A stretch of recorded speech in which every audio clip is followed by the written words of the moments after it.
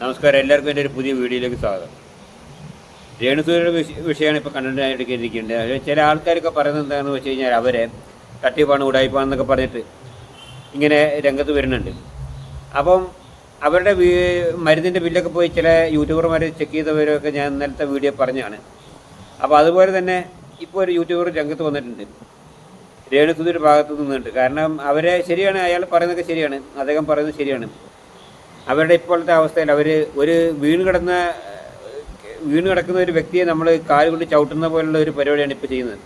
കാരണം അവരെ വെച്ച് റീൽസ് എടുത്തിട്ടും പിന്നെ ഒക്കെ അവർ പിന്നെ സുഖമായിട്ട് നടക്കുന്ന സമയത്ത്, അതായത് ഈ ആൽബത്തിലൊക്കെ അഭിനയിച്ച് നടക്കുന്ന സമയത്ത് അവരെ വെച്ചുകൊണ്ട് ഒരുപാട് ആളുകൾ പിന്നെ വിമർശിച്ചിട്ടുണ്ട്.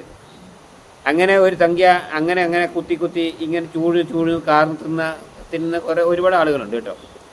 അപ്പോൾ അവരെ പറ്റിയൊക്കെയാണ് ഈ യൂട്യൂബർ പറയുന്നത്. അന്ന് അത് ചെയ്തെങ്കിൽ ഇന്ന് ചെയ്യാൻ പാടില്ല. കാരണം ഇന്നത്തെ അവസ്ഥ അതാണ്. കാരണം ഈ രേണുസുധിയെ പറ്റി ഈ പറയുന്ന യൂട്യൂബർ തന്നെ വിമർശിച്ചിട്ടുണ്ട്. അപ്പോൾ അതൊക്കെ അവർക്ക് അവരുടെ ആ പേക്കൂത്തുകൾ കൊണ്ട് മാത്രം വിമർശിച്ചാണ്. പക്ഷേ ഇപ്പോഴത്തെ ആ അവസ്ഥയിൽ അവരെ ചവിട്ടിത്താത്തരുത്. അവരോട് ആർക്കെന്തെങ്കിലും ആളുകൾക്ക് വ്യക്തിവൈരാഗ്യം ഉണ്ടെങ്കിൽ മിണ്ടാതിരിക്കുക, മനസ്സിലായല്ലോ. എന്തായാലും ഈ രേണുസുധിയെ പറ്റിയിട്ട് ഇപ്പം ഇങ്ങനെയുള്ള ഈ അപകീർത്തികൾ അവയ്ക്കാദികളൊക്കെ പറഞ്ഞുണ്ടാക്കുന്ന ആൾക്കാർക്ക് 8ന്റെ പണി കിട്ടിയിട്ടുണ്ടെന്നാണ് പറയുന്നത്. കഴിഞ്ഞ ദിവസം ഒരു സാമൂഹിക പ്രവർത്തനം എന്തോ ഒരു കൊണ്ടുപോയിട്ട് ഒരു പിന്നെ മനുഷ്യാവകാശ കമ്മീഷന് ഇവരുടെ പേരിൽ ഒരു പരാതി കൊടുത്ത കാര്യമൊക്കെ ഞാൻ കഴിഞ്ഞ വീഡിയോ പറഞ്ഞാണ്. അപ്പോൾ അയാൾക്ക് 8ന്റെ പണി കിട്ടിയിട്ടുണ്ടെന്ന് തോന്നുന്നു. എന്തായാലും ഇദ്ദേഹം പറയുന്ന കാര്യങ്ങളൊക്കെ നമുക്കൊന്ന് നോക്കാം. ആളുകൾക്ക് മനസ്സിലായി. അപ്പോൾ എനിക്കും ഇവരുടെ അസുഖം സീരിയസ് ആണെന്ന് അറിഞ്ഞത് മുതൽ ഈ പറഞ്ഞിട്ടുള്ള ഇവരുമായിട്ട് ബന്ധപ്പെട്ട ഒരു കോണ്ടൻറ്റും ഞാൻ പിന്നെ ചെയ്തിട്ടില്ല. ഇപ്പോഴും കുറേ ആളുകൾ ഇവർക്ക് അസുഖമില്ല അല്ലെങ്കിൽ അതിനെതിരെ അന്വേഷിക്കാനും ഇപ്പോഴും ഞാനൊരു കാര്യം പറയട്ടെ, നിങ്ങൾക്ക് അത്രയ്ക്ക് ചങ്കൂറ്റമുണ്ടെങ്കിൽ, അത്രയ്ക്ക് ധൈര്യമുണ്ടെങ്കിൽ നേരെ കോട്ടയത്ത് പോയി രേണുസുധിയുമായിട്ട് ബന്ധപ്പെട്ട് ഉള്ള ആളുകളുമായിട്ട് ബന്ധപ്പെട്ട് രേണുസുധിയെ അറിയാവുന്ന ആളുകളോട് നിങ്ങൾ ചോദിച്ചിട്ട് മനസ്സിലാക്കി നിങ്ങൾ കൺഫേം ആക്കുക. എന്തിനാണ് ഇങ്ങനെ വീണ്ടും ഈ ഒരു വിഷയം, ആ ഒരു ക്യാൻസർ പേഷ്യൻറ്റിനെ ഇങ്ങനെ വീണ്ടും ഇങ്ങനെ ഡെയിലി വന്നിരുന്നിട്ട് അവരെ പേരും പറഞ്ഞിട്ട് വീഡിയോ ഉണ്ടാക്കി അതിലൂടെ കിട്ടുന്ന ഏണിങ്സ് ഒന്ന് ആലോചിച്ച് നോക്കിയേ. നിങ്ങളുടെ ശരീരത്തിന് അത് ഗുണം ചെയ്യുമോ ഇല്ലയോ എന്ന് ആലോചിച്ച് നോക്കിയേ. അപ്പം ഞാനിത് പറയാൻ മെയിൻ കാര്യം എന്ന് വെച്ച് കഴിഞ്ഞാൽ, ഇത് കുറേ ദിവസം കൊണ്ട് ഇപ്പോൾ ഈ റിയാക്ഷൻ വീഡിയോസ് ചെയ്യുന്ന ആളുകളെല്ലാം ബാധിക്കുന്നല്ലോ. അപ്പോൾ ഇതിനകത്ത് അദ്ദേഹം വ്യക്തമായിട്ടൊരു കാര്യം പറയുന്നതെന്ന് വെച്ച് കഴിഞ്ഞാൽ, ഈ രേണുസുധിനെ വെച്ചിട്ട് ഇങ്ങനെ കണ്ടന്റ് ചെയ്യുന്ന ആളുകൾക്ക് ഇതിൻ്റെ സത്യാവസ്ഥ അറിയണമെന്നുണ്ടെങ്കിൽ, അത്ര ചങ്കൂറ്റുള്ള ആളുകളാണെന്നുണ്ടെങ്കിൽ കോട്ടയം മെഡിക്കൽ കോളേജിലൊക്കെ പോയിട്ട് അതിൻ്റെ സത്യാവസ്ഥ മനസ്സിലാക്കാം. രേണുസുധിയായിട്ട് ബന്ധപ്പെട്ട ആളുകളായിട്ട്, അതായത് രേണുസുധിയുടെ ഫാമിലി ഉണ്ടാവും, അച്ഛനുണ്ടാവും, അമ്മയുണ്ടാവും. അപ്പോൾ അങ്ങനെയുള്ള ആളുകളൊക്കെ ആയിട്ട് ധൈര്യമുള്ളവർ, ചങ്കൂറ്റുള്ളവരും തൻ്റെയുള്ളവരും പോയിട്ട് അത് അവിടുന്ന് അന്വേഷിക്കാം.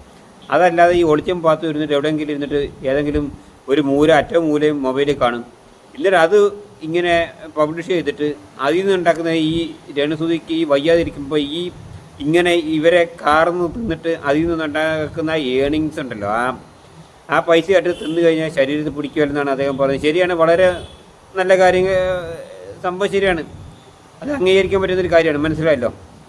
ഇദ്ദേഹം തന്നെ പറയുന്നത് എന്താണെന്ന് വെച്ച് കഴിഞ്ഞാൽ, ഞാനും കുറേ വീഡിയോ ഒക്കെ ചെയ്തിട്ടുണ്ട്. പക്ഷേ അവർക്ക് ഇങ്ങനൊരു അസുഖമായതിന് ശേഷം, ഈ രേണുസുധിക്ക് ഇങ്ങനൊരു അവസ്ഥ വന്നതിന് ശേഷം അയാൾ പിന്നെ ഇത് ചെയ്തിട്ടില്ല എന്നാണ് പറയുന്നത്. സംഭവം ശരിയാണ്. അപ്പോൾ നമ്മൾ ഒരുപാട് കാര്യങ്ങൾ കണ്ടറിയണം. അപ്പോൾ നമ്മൾ ചില ആളുകളൊക്കെ വിമർശിക്കും, ഇത് രേണുസുധിയുടെ മാത്രം കാര്യമല്ല, ഈ പൊതുവെ ഇങ്ങനത്തെ ക്യാൻസർ പേഷ്യൻ്റെയൊക്കെ അവസ്ഥ വളരെ മോശമാണ്. അപ്പോൾ അവരെ നമ്മൾ കുത്തി തിന്നാതിരിക്കുക. ഇനി അവരോട് എന്തെങ്കിലും വ്യക്തിപരമായി ഉണ്ടെങ്കിൽ മിണ്ടാതിരിക്കുക തൽക്കാലം, മനസ്സിലായല്ലോ. ഇപ്പോൾ എന്തായാലും ഈ ഓൾറെഡി രേണുസുധിയുടെ ഈ പ്രശ്നത്തിന് ആഭ്യന്തരമന്ത്രിക്ക് കംപ്ലൈൻറ്റ് പോയിട്ടുണ്ട്, പരാതി പോയിട്ടുണ്ടെന്നൊക്കെ പറയുന്നുണ്ട്, മുഖ്യമന്ത്രിക്കും പോയിട്ടുണ്ടെന്നാണ് പറയുന്നത്. എന്തായാലും ഈ രേണുസുധിനെ വെച്ചിട്ട് ഇങ്ങനെ ഈ കണ്ടന്റ് ഉണ്ടാക്കുന്ന യൂട്യൂബർമാരുണ്ടല്ലോ, അത് ഈ ഷെഫീന ബീവി മുതലുള്ളവരുണ്ടല്ലോ. ഈ ഷെഫീന ബീവിയാണ് ഏറ്റവും കൂടുതൽ വൈറൽ ഇത് ഉണ്ടാക്കുന്നത്. കാരണം ഈ ബഹളം ഉണ്ടാക്കുന്നത്. ഇപ്പോൾ ഈ മറ്റേ മഞ്ജു പിള്ളയുടെ മോളുടെ ആ വിഷയം, അതിപ്പോൾ ഷെഫീന ബീവിക്ക് ഒരു 8ന്റെ പണിയായിരിക്കുകയാണ്. അപ്പോൾ ഇങ്ങനെയുള്ള ആളുകളൊക്കെ ശരിക്കും പോലീസ് എന്ത് ചെയ്യണമെന്ന് വെച്ചാൽ അറസ്റ്റ് ചെയ്യണം. ഈ രേണുസുധിയുടെ വിഷയത്തിലൊക്കെ ഇവരാണ് ഏറ്റവും മുൻകൈ എടുത്തിട്ട് ഈ ഉള്ള പ്രശ്നങ്ങളൊക്കെ ഉണ്ടാക്കുന്നത്. അതുപോലെ തന്നെ വേറെ യൂട്യൂബർമാരൊക്കെ ഉണ്ട്, മനസ്സിലായല്ലോ. അപ്പോൾ ഈ ഇത് റിയാക്ഷൻ വീഡിയോ ചെയ്യുന്നവർ എത്രയോ കണ്ടൻറ്റ് വേറെയുണ്ട്, അതൊന്നും ചെയ്യത്തില്ല, ഇത് മാത്രമേ ചെയ്യത്തുള്ളൂ. അപ്പോൾ അവർക്ക് ഒരു 8ൻ്റെ പണി തന്നെ കൊടുക്കണം. അത് ഇങ്ങനെയുള്ള മന്ത്രിമാർ, ആഭ്യന്തരമന്ത്രി, മുഖ്യമന്ത്രിക്ക് അന്വേഷിച്ച് കണ്ടുപിടിച്ചിട്ട് ഇവരുടെ ചാനൽ തന്നെ പൂട്ടിക്കെട്ടി പോകുന്ന രീതിയിലുള്ള പണി ചെയ്യുകയും വേണം. നഷ്ടപരിഹാരം ഈ രേണുസുതിക്ക് വാങ്ങിക്കൊടുക്കുകയും വേണം. അതുപോലുള്ള എന്തെങ്കിലും ഒരു പരിപാടി ചെയ്യണം. അങ്ങനെ അവരിട്ട് കുത്താൻ പാടില്ല, മനസ്സിലായല്ലോ. എന്തെങ്കിലും വ്യക്തി പേരാകുന്നുണ്ടെങ്കിൽ അത് മനസ്സിൽ വെച്ചാൽ പോരെ. ഇനി അടുത്ത എന്താണ് ഈ പുള്ളിക്കാരൻ എന്താ അടുത്ത് പറയുന്നത് നമുക്ക് നോക്കാം. അപ്പോൾ ഈ നിരന്തരം ഈ ക്യാൻസർ, നിങ്ങൾ എന്താണ് വിചാരിക്കുന്നത്? ഇതിനെതിരെ ഒന്നും ഒരു കമ്മ്യൂണിറ്റി ഒന്നും ഇല്ലെന്നാണോ? ഈ ക്യാൻസർ പേഷ്യൻസുമായിട്ട് ബന്ധപ്പെട്ട് ഇവർക്കൊന്നും ഒരു ഇതുമില്ലെന്നാണോ? ഇവരെയൊക്കെ പ്രൊട്ടക്റ്റ് ചെയ്യാനും ഇവരെയൊക്കെ സംരക്ഷിക്കാനും ഒരുപാട് ആളുകൾ, ഒരുപാട് സംഘടനകളുണ്ട്. ഡെയിലി ഇങ്ങനെ വന്നിരുന്നിട്ട് ഇപ്പോഴും ഇവരുമായിട്ട് ബന്ധപ്പെട്ട കോൺട്രവേഴ്സിയും അല്ലെങ്കിൽ ഇവരുമായിട്ട് ചുറ്റപ്പെട്ട് കിടക്കുന്ന വിഷയങ്ങളും ചർച്ച ചെയ്യുമ്പോഴത്തേക്ക് വീണ്ടും അവർക്കൊരു നെഗറ്റീവ് ഉണ്ടാക്കിക്കൊണ്ടിരിക്കുകയാണ്. ഇപ്പോൾ കിച്ചു ആയാലും വീഡിയോയിൽ വന്നിങ്ങനെ പ്രതികരിക്കാതിരിക്കുക, മറ്റുള്ളവരുടെ വീഡിയോയിൽ വന്നിട്ട് അവരവരുടെ നേട്ടത്തിന് വേണ്ടിയിട്ട് കിച്ചു. ഇപ്പോൾ 2 ദിവസം മുമ്പ് ഞാൻ ഒരു വീഡിയോ കണ്ടു. എന്താണ്, കിച്ചു ട്രെയിനിനകത്ത് ഉറങ്ങുന്നു, കിച്ചുവിനെ വന്ന് തലോടുന്നു. അത് ആർക്ക് വേണ്ടിയിട്ടാണ്? കിച്ചുവിനോടുള്ള യഥാർത്ഥ സ്നേഹം കൊണ്ടാണ്. കുറേ ആളുകൾ ഭയങ്കര സ്നേഹമാണ്, വണ്ണം കെട്ടിയാണെന്നൊക്കെ പറഞ്ഞ് വീഡിയോ ചെയ്യുന്നുണ്ടായിരുന്നു. ഇത് അവരവരുടെ നേട്ടത്തിന് വേണ്ടിയിട്ടാണ് ചെയ്യുന്നത്, അല്ലാതെ വേറെ ഒന്നിനുമല്ല.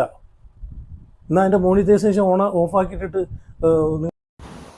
അപ്പോൾ എന്താണ് അദ്ദേഹം പറയുന്നതെന്ന് വെച്ച് കഴിഞ്ഞാൽ, ഇപ്പോൾ പറഞ്ഞു കേട്ടില്ലേ, അതായത് ഇങ്ങനെയുള്ള ആൾക്കാരെ, ഈ ക്യാൻസർ രോഗികളൊക്കെ സംരക്ഷിക്കാനായിട്ട്, പരിഗണിക്കാനായിട്ടൊക്കെ അതിനായിട്ടുള്ള സംഘടനകളും ആളുകളും ഒക്കെ ഉണ്ട്. കാരണം ഇവരുടെയൊക്കെ ഈ ദയനീയാവസ്ഥ, അത് ഇവരെയൊക്കെ ഇങ്ങനെ അപകീർത്തിപ്പെടുത്തുന്ന രീതിയിൽ, ഇവരിങ്ങനെ വെറും അവഹേളിക്കുന്ന രീതിയിലൊക്കെ ഈ വീഡിയോ ചെയ്തു കഴിഞ്ഞാൽ അത് ആരായാലും ആക്ഷൻ എടുക്കണമെന്നാണ് പറയുന്നത്.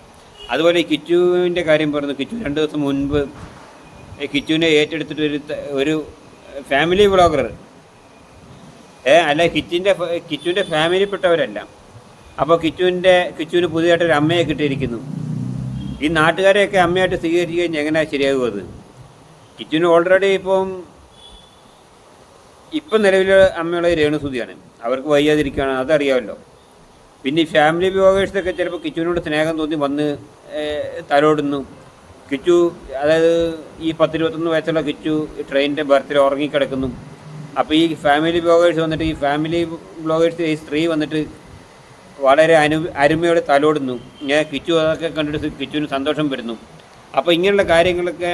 അതുപോലെ തന്നെ ഈ രേണുസുതിയുടെ ഒരു കാര്യവും ഈ ചാനലിൻ്റെ മുമ്പിലൊന്നും ഇരുന്നിട്ട് പബ്ലിഷ് ചെയ്യാതിരിക്കുക എന്നാണ് ഇപ്പോൾ ഇദ്ദേഹം പറഞ്ഞു വരുന്നത്. വളരെ നല്ല കാര്യമാണ്.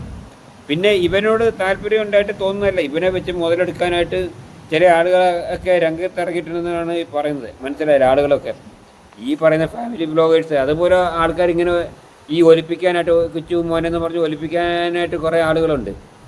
അപ്പോൾ അവരോടൊക്കെ കൂടിയിട്ടാണ് ഇത് പറയുന്നത്. അപ്പോൾ കിച്ചുവിനോട് ഇപ്പോൾ ഇദ്ദേഹം പറയുന്നത് എന്താണെന്ന് വെച്ച് കഴിഞ്ഞാൽ, ഡീറ്റെയിൽസുകളൊന്നും പുറത്തു വിടാതിരിക്കുക. രേണുസുതിയുടെ കാര്യമായാലും ആരുടെ കാര്യമായാലും.